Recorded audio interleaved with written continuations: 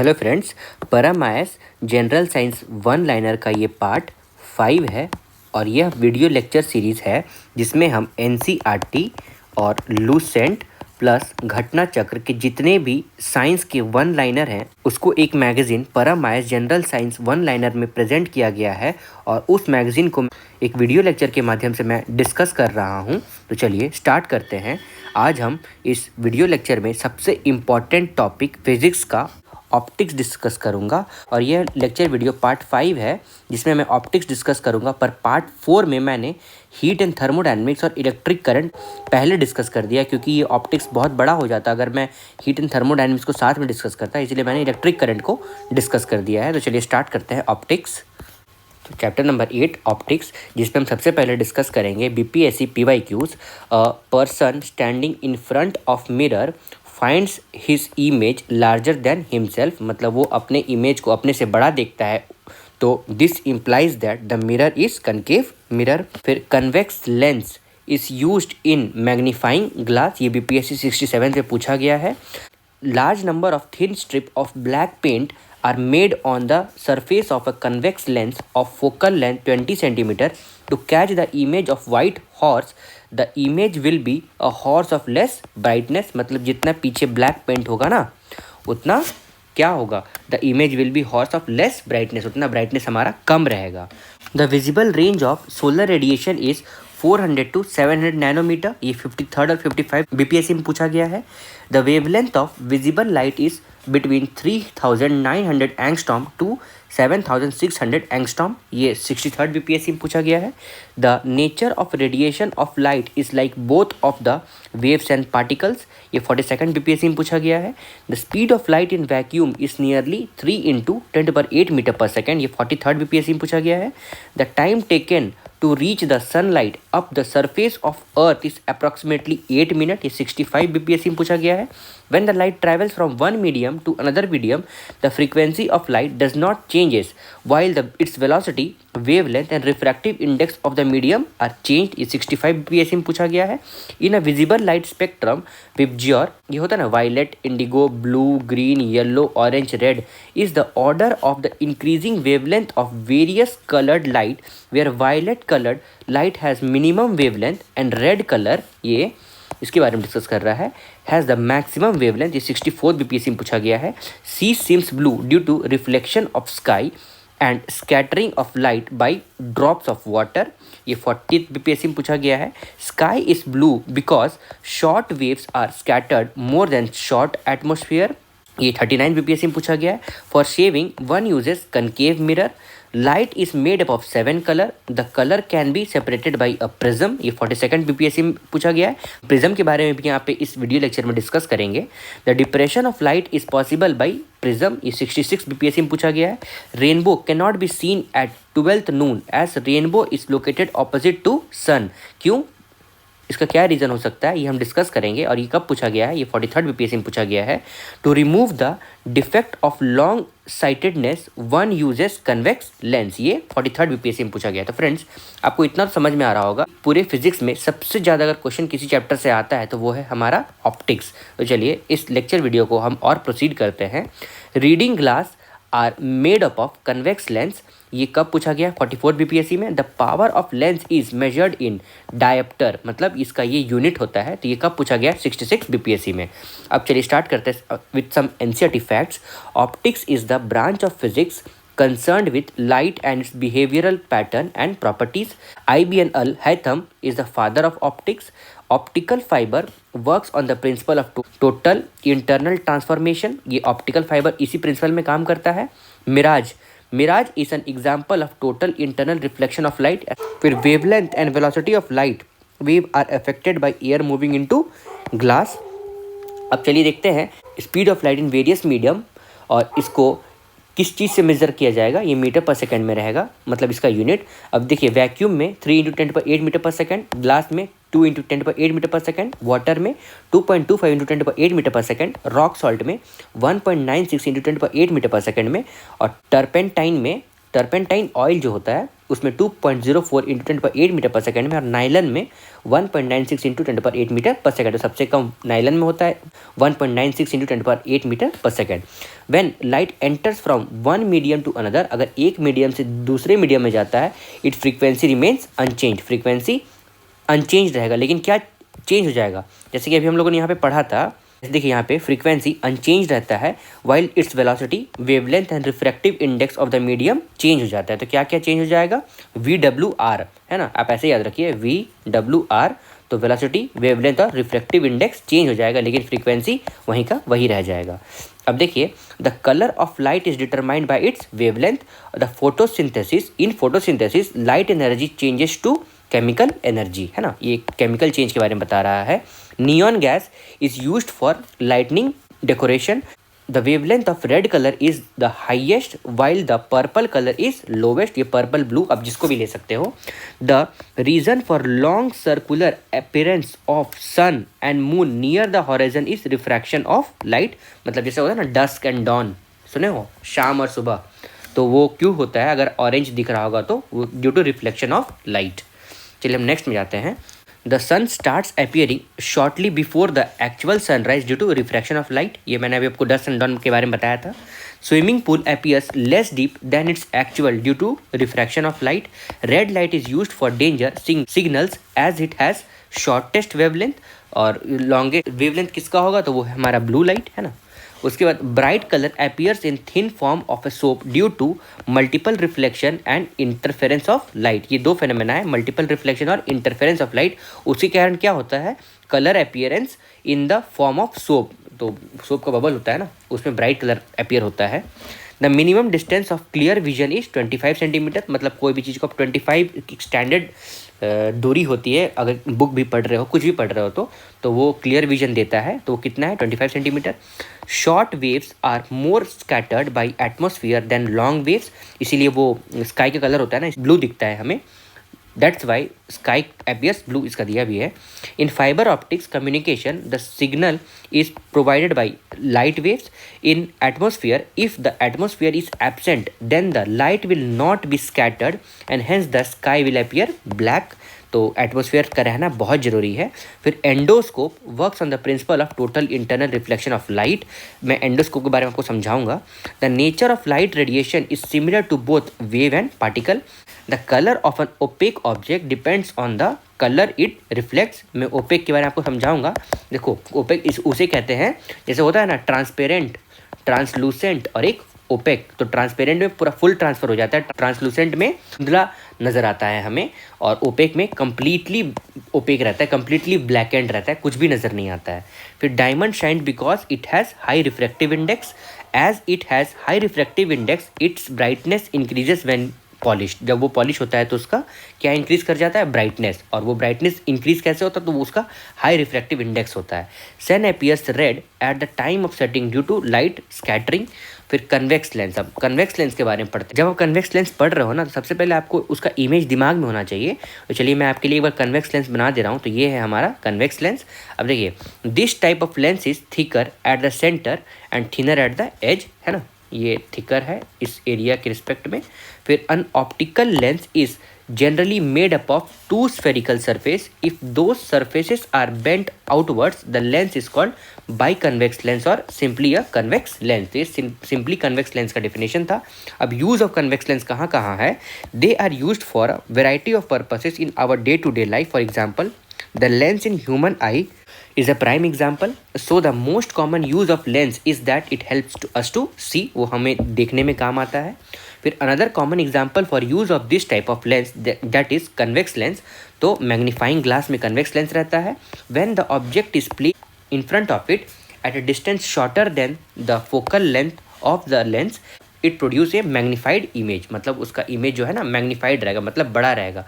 उसका कैरेक्टरिस्टिक्स यही है, magnified, erect, of same size as the object itself. It is used to correct hypermetropia, ये very important है, बिल्कुल पूछ सकता है कि कन्वेक्स लेंस से आप कौन सा बीमारी ठीक कर सकते हो, तो इससे हम हाइपरमेट्रोपिया मतलब लॉन्ग साइटेडनेस को ठीक कर सकते हैं। It is used in camera because it focuses light and produces a clear and crisp image, तो कैमरा में भी यूज़ होता है, क्लियर इमेज देगा इसलिए। अब चलिए चलते हैं कनकेव लेंस। तो कनकेव लेंस हमारा किस तरह दिखेगा, ये इस तरह केव की तरह रहेगा ये, ठीक है। A concave lens is a lens where it diverges a direct light beam from a source into a scaled down upright virtual image को। अब पहले देखते हैं इसका लेंस का यूज़ कहाँ है कनकेव लेंस का। Concave lens are used in a binocular, तो ये दूरबीन में काम आता है। वो कन्वेक्स लेंस हमारा कहाँ काम आता था, कैमरा में काम आता था, ठीक है। Because a convex lens creates blurring and distortion, telescope and binocular manufacture install concave lens in front of or inside the eyepiece to help focus better, ठीक है। A concave lens are most often used to correct myopia, also called myopia। जैसे कि convex lens होता है ना, उससे हम लोग हाइपरमेट्रोपिया को ठीक करते हैं, लॉन्ग साइडेडनेस को। कनकेव लेंस से हम क्या ठीक करेंगे, myopia. The eyeball of a person with myopia is too long and image of distant object do not reach the retina, therefore concave lens are used in glass which correct the deficiency by spreading light ray before they reaches the eyeball. This allows a person to see the distant object more clearly, so that the person can see the object more clearly. अब देखते हैं laser. Laser के बारे में क्या बोलता है। A laser beam a technology that is used in many devices. Laser बहुत सारे डिवाइस में यूज़ किया जाता है, आप लोगों ने भी देखा होगा। Laser beam are used by several type of medical equipments, scanner, CD player, DVD player and many other devices. Laser beams are generally high focused and must be diffused to ensure proper tool operation. अब देखिए concave lenses are used to disappear the focus of the laser beam and provide the proper functioning of the device। मतलब disappear the laser beam और क्या करता है वो, proper functioning of devices. Small concave lens are usually used for this because they broaden the laser beam. Broaden मतलब बड़ा कर देता है लेज़र बीम को, and allows it to access a specific area. किसी स्पेसिफिक एरिया को अगर हमें देखना होगा तो वो इलांगेट करके उससे दिखा सकता है। This is how a concave lens are use for laser beam. अब देखते हैं कैमरा में कैसे हेल्प करता है। In camera use not only concave lens but also convex lens. जैसे कि अभी हम लोग कुछ देर पहले कन्वेक्स लेंस के बारे में पढ़ रहे थे, तो वो कैमरा में यूज़ होता है, पर कैमरा में कनकेव लेंस भी यूज़ होता है। वो भी कैसे, चलिए देखते हैं। Concave lens are combined with convex lens in camera to improve the quality of photograph, same as that of our eyes. वो बोला गया था ना उस टाइम कि आई हमारा कनकेव है और अगर हम बाइनोकुलर कन्वेक्स यूज़ करते हैं तो हमारा क्लियर विजन नज़र में आता है। Same is that of camera. Camera में concave lens are combined with convex lens for a quality photograph. अब देखिए, light ray coming from sun can be focused at a point by a concave mirror. कभी आप लोगों ने ऐसा कुछ किया है? अब चलिए देखते हैं difference between concave and convex lens क्या कहता है। The concave lens it is a type of lens that disappear the light ray around hitting the lens, और it is a type of lens that merges, मतलब ये मर्ज करता है। ठीक है, मैं आपको समझा देता हूँ। देखो, ये है मेरा कनकेव लेंस, ये है मेरा कन्वेक्स लेंस। अगर देखो लाइट रे अगर इस तरफ पहुंच रहा है ना, तो ये डिसअपियर कर देता है, मतलब ये फैला देता है लाइट को। और वही अगर कन्वेक्स लेंस हमारा होता है तो वो क्या करता है, एक सिंगल पॉइंट में उसको सुपर इम्पोज कर देता है, मतलब मैच कर देता है। एक सिंगल पॉइंट में यहाँ पे लाइट आके मर्ज कर जाएगा। तो ठीक है, the lens is use to correct hypermetropia, मतलब लॉन्ग साइडेडनेस को ये ठीक करने में काम आता है हमारा कन्वेक्स लेंस। फिर it has a positive focal length, ये पॉजिटिव फोकल लेंथ रहता है इसका, लेकिन this has a negative focal length. और this lens is correct for myopia, ये मायोपिया के लिए, शॉर्ट साइडेडनेस के लिए ठीक करने के लिए काम आता है कौन सा, concave lens. It forms a virtual erect and magnified image. It forms a real inverted image. अगर आप BPSC PYQ खोलोगे ना तो आपको लगभग 80% क्वेश्चन आपको मैच कर जाएगा, इसलिए please pay attention. Okay, please इस चैप्टर आप एकदम ध्यान दीजिए। इस वीडियो लेक्चर को ना हो सके तो प्लीज़ 2 बार देख लीजिए। This lens makes object appear smaller and further, मतलब कोई ऑब्जेक्ट है अगर इस लेंस से अगर हम देख रहे हैं तो स्मॉलर दिखेगा और फार्दर दिखेगा। अगर this lens makes the object appear closer and larger, ये और सामने दिखेगा, मतलब ये अगर आपको नहीं समझ में आ रहा है, छोटा और दूरी में रहेगा ये ऑब्जेक्ट, है ना। और अगर इस ऑब्जेक्ट अगर हम देख रहे हैं तो वो ऑब्जेक्ट बहुत हमारे सामने नज़र आएगा, ठीक है, और बड़ा भी नज़र आएगा। The minimum height of a plane mirror to see entire image of a person is half the height of the person. मतलब एक पर्सन का अगर हाइट 6 फीट है ना, तो minimum height of a plane mirror कितना होना चाहिए, तो वो 3 फीट होना चाहिए। ओके, सो दैट उसका इमेज एकदम क्लियरली उसको एक्चुअल में दिखाया जाए। फिर blue colour light has most energy, तो सबसे ज़्यादा एनर्जी किस में रहता है? ब्लू कलर लाइट में। It is more obvious to see with 2 eye than 1 eye due to presence of dust particle in air. The capacity unit of lens is dioptre, मतलब उससे आप इसका यूनिट आप मान सकते हो। The capacity of sun glass is 0 dioptre. The radius of curvature of plane mirror is infinity. The concept of diffusion universe is based on Doppler effect. ये Doppler effect मैंने आपको लेक्चर नंबर 4 में पढ़ाया था। The concept of diffusion universe किस में based है? तो डॉपलर इफेक्ट में। अब रमन इफेक्ट एक है। Raman effect is based on the molecular scattering of incident electromagnetic radiation in UV और विजिबल वेवलेंथ रेंज, है ना। ये उसका फेनोमेना को बता रहा है, वो किस पे बेस है? Molecular scattering of incident electromagnetic radiation in UV और विजिबल रेंज। और Raman effect relates to all transparent medium rays. फिर laser beam is used in compact disc CD and audio player to reproduce sound. उसके बाद हमारा next है the sea appears blue due to reflection of sky and excess of water particle when an object is placed between two parallel plane mirror infinity image are formed on it. मैं आपको इसके बारे में और नीचे diagram के माध्यम से समझाऊंगा। When the mass of red blue and green falls at one place the colour of light is white. ये अगर प्रिज्म में आप देखोगे तो उसमें ये समझ में आएगा आपको, वो भी मैं आपको अभी समझाऊंगा कुछ देर में। Sunlight takes about 8.5 minutes to reach the earth. ये बीपीएससी पीवाईक्यू था। The moon light takes 1.3 second to reach us on the earth. ये हो सकता है बीपीएससी पीवाईक्यू हो।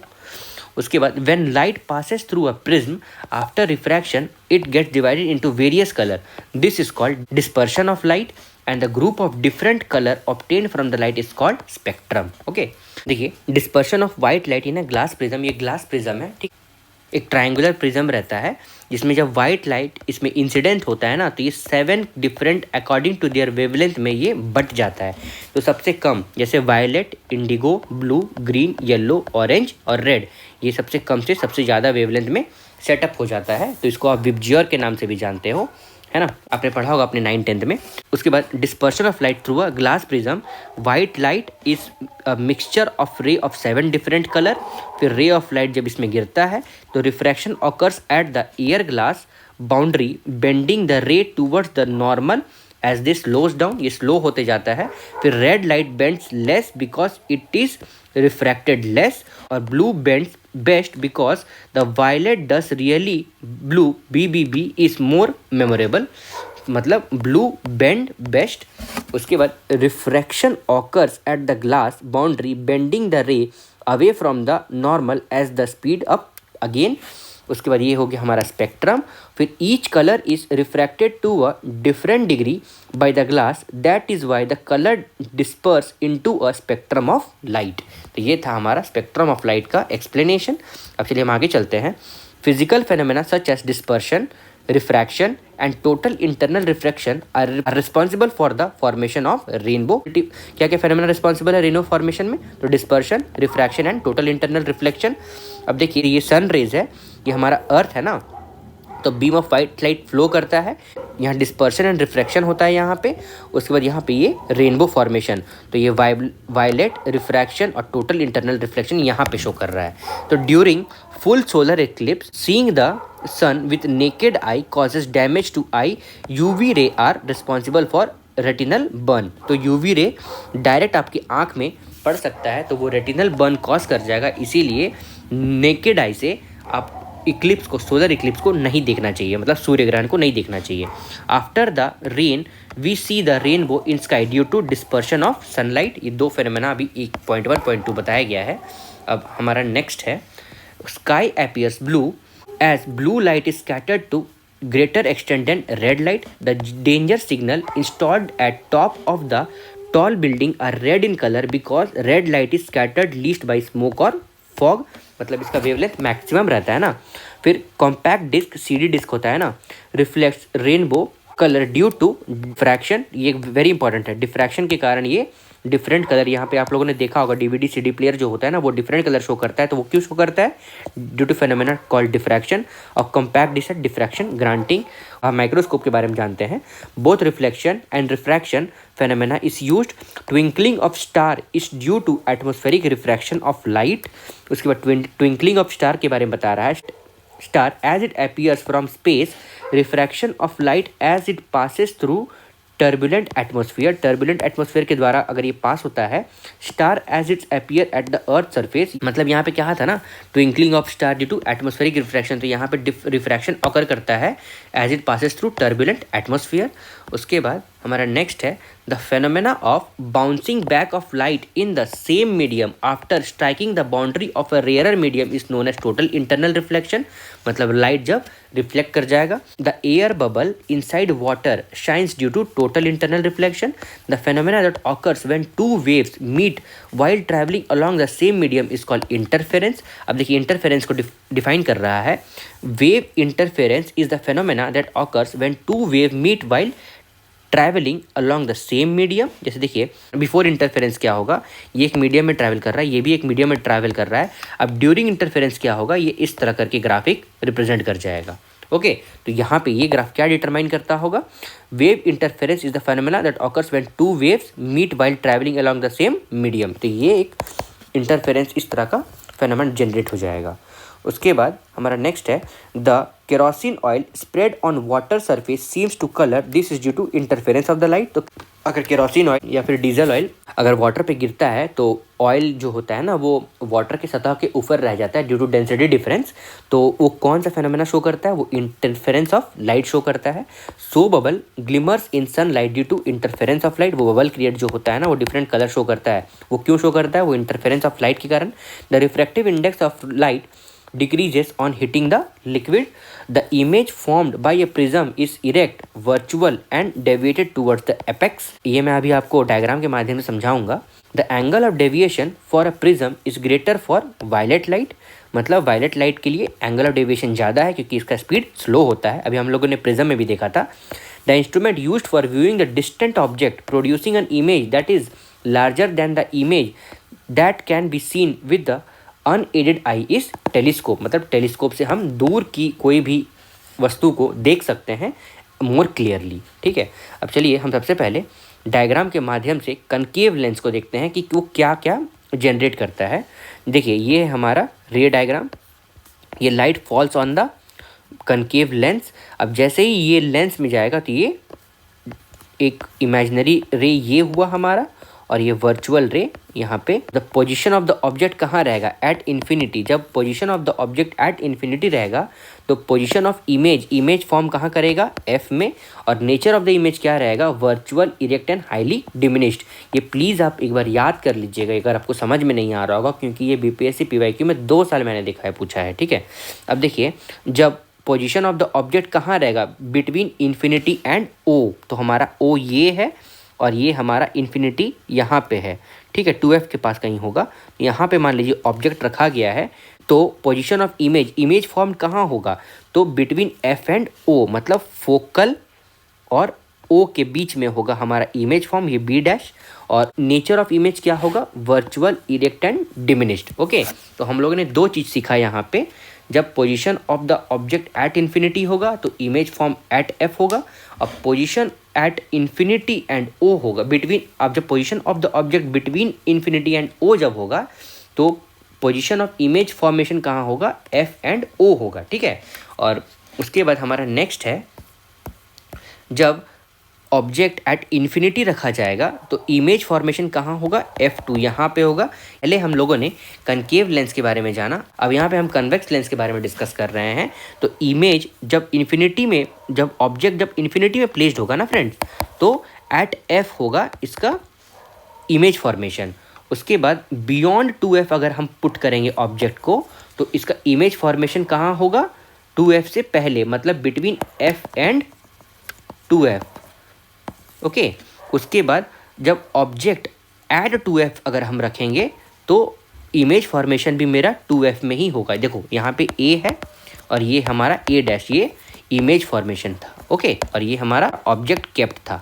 ओके, उसके बाद object between f and 2f अगर आप रखोगे ना तो इमेज फॉर्मेशन जो होगा ना वो बियॉन्ड 2f होगा। ओके, ये देखो ये a डैश है और ये ऑब्जेक्ट जो मैंने रखा था ना वो f और 2f के बीच में रखा था। ऑब्जेक्ट एट f में रखेंगे ना तो क्या होगा, ऑब्जेक्ट अगर आप f में रखोगे तो ये इमेज जो फॉर्म होगा ना ये एट इन्फिनिटी फॉर्म होगा, ये वेरी इंपॉर्टेंट है। एट इन्फिनिटी, मैं जो भी बोल रहा हूँ प्लीज़ नोट डाउन कर लो, क्योंकि इस पीडीएफ में ये कन्वेक्स लेंस का कहीं भी नहीं लिखा हुआ है, लेकिन मैं आपको बता दे रहा हूँ, इसीलिए आप प्लीज़ नोट डाउन कर लीजिए। अब देखिए, जब ऑब्जेक्ट बिफोर एफ रखा जाएगा, मतलब एफ से पहले रख दिया जाएगा, तो इमेज फॉर्मेशन हमारा जो होगा ना, वो बियॉन्ड 2f, मतलब इन्फिनिटी में, ये भी इधर होगा, बियॉन्ड 2f फॉर्मेशन होगा। ओके, होप यू हैव, आपको समझ में आ रहा होगा। तो ये था हमारा ऑप्टिक्स चैप्टर, जिसको हम लोगों ने बहुत डिटेल्ड मैनर में समझा है। आप प्लीज़ इस लेक्चर वीडियो को एक बार और सुन लीजिए। हमारा नेक्स्ट चैप्टर है conductivity, chapter number 10। The characteristics of super conductor is zero permeability, मतलब ये 39 बीपीएससी में पूछा गया था। सुपर कंडक्टर का जीरो परमेबिलिटी होता है। On heating the resistance of a semi conductor decreases, मतलब जब सेमी कंडक्टर आप हीट करोगे तो उसका रेजिस्टेंस डिक्रीज कर जाएगा। Germanium is used as a semiconductor in transistor, तो ट्रांजिस्टर में क्या यूज़ करते हैं एज ए सेमीकंडक्टर? जर्मेनियम को। ये 44 बीपीएससी में पूछा गया था। अब चलिए चलते हैं एनसीईआरटी फैक्ट्स में। The reciprocal of resistivity is conductivity, silicon, carbon and germanium are example of semiconductor. उसके बाद देखिए, जैसे ये इलेक्ट्रिकल रेजिस्टेंस है ना, इधर ये कम होता जाएगा, ये बढ़ता जाएगा रेजिस्टिविटी। अब देखिए, कंडक्टर होगा वो जो इलेक्ट्रिकल रेजिस्टेंस घटता जाएगा, और जैसे ही इलेक्ट्रिकल रेजिस्टेंस बढ़ता जाएगा वो एज इन इंसुलेटर का काम करेगा।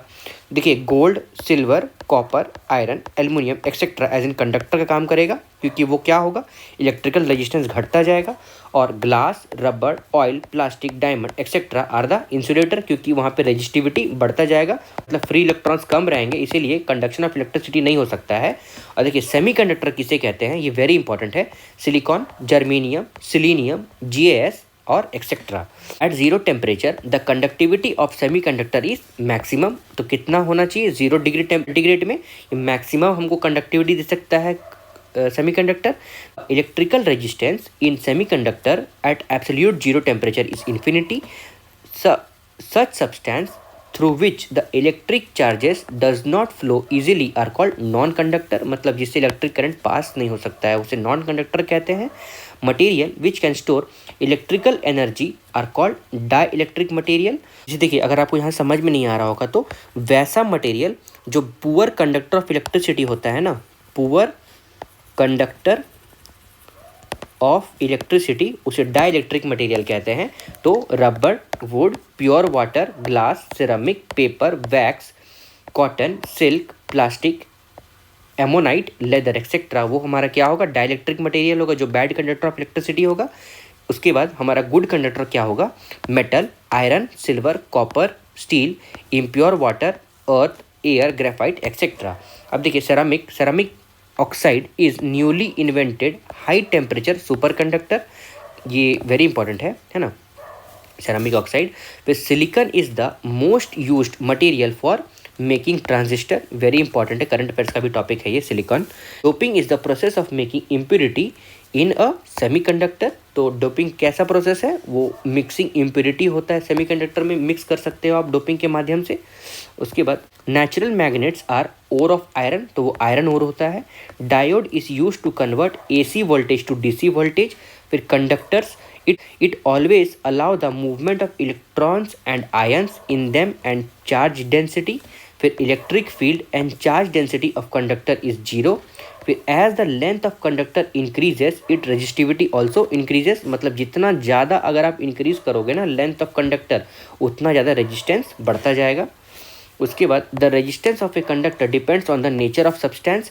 An increase in temperature of a conductor changes its resistance and resistivity. Thermal growth in metal increases their resistance and resistivity. देखिए यहाँ पे जैसे लिखा हुआ है ना, the resistance of a conductor depends on it's nature of the substance. मान लो अगर वो आयरन है तो वो तो ज़्यादा रेजिस्टेंस शो करेगा। अगर अदर रिस्पेक्ट अगर दूसरा मटेरियल कॉपर होगा तो वही बता रहा है, वो नेचर ऑफ सब्सटेंस पर डिपेंड करेगा। फिर any metal that is best conductor of electricity has lowest specific resistance, तो उसका लोवेस्ट स्पेसिफिक रेजिस्टेंस रहेगा जो बेस्ट कंडक्टर ऑफ इलेक्ट्रिसिटी रहेगा। The maximum magnetic attraction power in both side of the magnet, the minimum attraction power on magnet is eight the centre of magnet, मतलब minimum attractive power रहता होगा। The magnetic compass needle always north and south direction, hope आप लोगों ने देखा होगा, ऐसे होता है ना, north and south. The unit of magnetic flux in CGS system is Maxwell. The temperature displayed between the magnetic nature and paramagnetic nature of iron is called Curie temperature. Periodicity of a free hanging magnet does not depend on the length of hanging, मतलब कितना दूर में वो hang किया गया वो depend नहीं करता है. सेलेस्टियल लाइटनिंग मतलब मैग्नेट कितना लंबाई वाले स्ट्रिंग से हैंग किया गया है वो मैटर नहीं करता है. Celestial lightning can also cause on a fire in tree because it contains a large amount of electrical energy. Conduct कर जाएगा ना एज इन अर्थ से, और वो मटेरियल जो हाई इलेक्ट्रिक कंडक्टिविटी प्रेजेंट है उससे. और magnetic material will have low magnetic property when they are very hot. Lenz laws relates to magnetic flux protection. तो लैंज लॉस किससे रिलेटेड है? मैग्नेटिक फ्लक्स प्रोटेक्शन से. अब देखिए लेंजेस लॉ बोलता क्या है, an induced current always flow in direction such that it opposes the change when it's produced it. ठीक है. उसके बाद when the n pole मतलब यहाँ पे north pole of a magnet is moved towards the coil, end of the coil becomes north pole, है ना. end of the coil क्या हो जाएगा? वो नॉर्थ पोल हो जाएगा. जैसे देखिए अगर नॉर्थ पोल से ये हम इसको अंदर क्रॉस करवाएंगे ना तो ये इंड्यूस्ड, इसका डिफिनेशन को बता रहा है मैंने, इसलिए यहाँ पे आपको नहीं समझाया. जैसे ही ये अंदर जाएगा ना तो इधर साउथ पोल हो जाएगा और यहाँ पे ये नॉर्थ पोल हो जाएगा. Okay, this one is will be the north pole. अगर हमको फिर से इसको हम रिवर्स करते हैं तो जैसे कि आपको पता था ये साउथ पोल था ना पहले यहाँ पे, तो यहाँ पे ये नॉर्थ पोल हो जाएगा, और ऐसा कि यहाँ पे ये नॉर्थ पोल था तो ये साउथ पोल हो जाएगा. तो वही बता रहा है induced current always flow in the direction such that opposes the change when it is produced. मतलब ये अपोज कर जाएगा जब ये प्रोड्यूस होगा. तो magnetite is called natural magnet. When a bar magnet is divided into two equal parts in a length, each piece will behave as a independent magnet. मतलब एक मैग्नेट है, ये नॉर्थ एंड साउथ है, इसको अगर हम फिर से काट देंगे तो फिर ये अलग से नॉर्थ एंड साउथ बन जाएगा. Okay, the Fleming's right hand rule is use to determine the induced current direction. मतलब करंट का डायरेक्शन पता करना रहेगा तो हम फ्लेमिंग्स राइट हैंड रूल के द्वारा पता कर सकते हैं. फिर Hans Christian Oersted discovered the magnetic effect of electric current. Fuse is used in electric current when there is excessive current in the circuit. The fuse wire melts and circuit breaks. ये मैंने आपको पहले बताया था. The SI unit of specific resistance is ohm metre. तो specific resistance का क्या होगा? Ohm metre. In order to measure current in resistance present in circuit, the ammeter is connected in a series. Good conductor has many loosely bound electrons, इसीलिए उससे electricity flow आसानी से हो जाता है. सिल्वर हैज हाई कंडक्टिविटी, तो उसमें free electrons बहुत ज़्यादा होगा. When temperature increases, the electrolytic conduction also increases. जैसे कि टेम्परेचर बढ़ेगा तो इलेक्ट्रोलाइटिक कंडक्शन भी बढ़ जाएगा. The resistance of a conductor varies inversely with respect to area of cross section. मतलब जितना ज़्यादा area of cross section of a wire उतना कम रेजिस्टेंस.